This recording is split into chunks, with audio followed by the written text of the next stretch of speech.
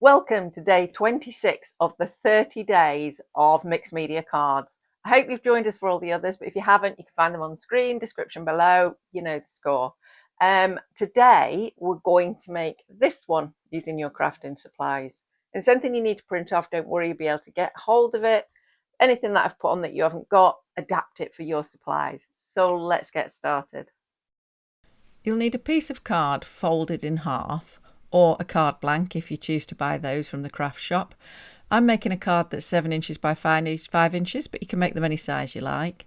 And the first thing I'm doing is taking an ink pad and just running it round the edge. Now I know there's lots of fancy ways of doing this, but if you've got an ink pad, a quick and easy way of getting a nice bit of colour on the edges is just to run the ink pad along it. You can get a bit on your hands, so just be careful. And that just adds a little bit of detail, I think. It's quite nice. And then the first thing I'm doing is putting a piece of lace on the front.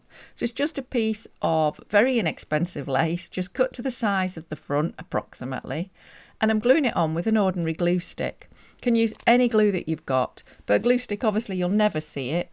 And it'll hold the lace in place because it's only very thin, fine lace. There's no heavy weight to it. And it just makes a nice little backdrop.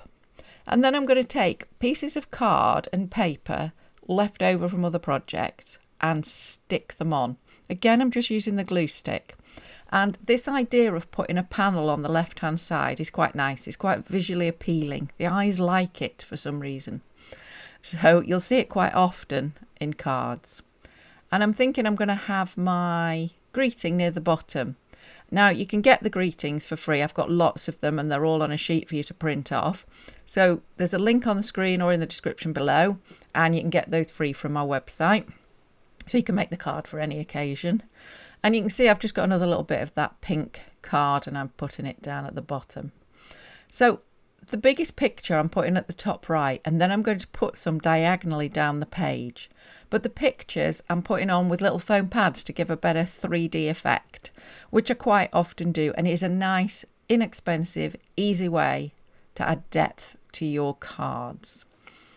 So obviously, just whatever you've got, you can cut things out of magazines and just put them on card and use those. Or these are bits and pieces that I've just found, you know, in that box that you have with lots of bits and pieces of paper and card in. If you make many cards, you'll know the box I mean. And then some, sticking them on, some I'm going to raise up. Just adds a bit of detail. You can see I've tucked it under there, which is another great effect you can have. So if you're enjoying this video, could you give it a thumbs up so it spreads to more people? And can I remind you, this is just one of 30 in this series. So, you know, feel free to go and have a look at the others when you've made this one. And you can see how it's just building up. So we've got the straight on the left hand side and then a nice diagonal line from top right to bottom left, and it's just nice. And then, as I say, just going to stick the greeting near the bottom. It's a nice little friend card just to say hello and just to let someone know that you're thinking about them. Let's get that on there. And that's all there is to it. So I hope you've enjoyed it and that you're making one out of all your bits and pieces that you've got left over from other things.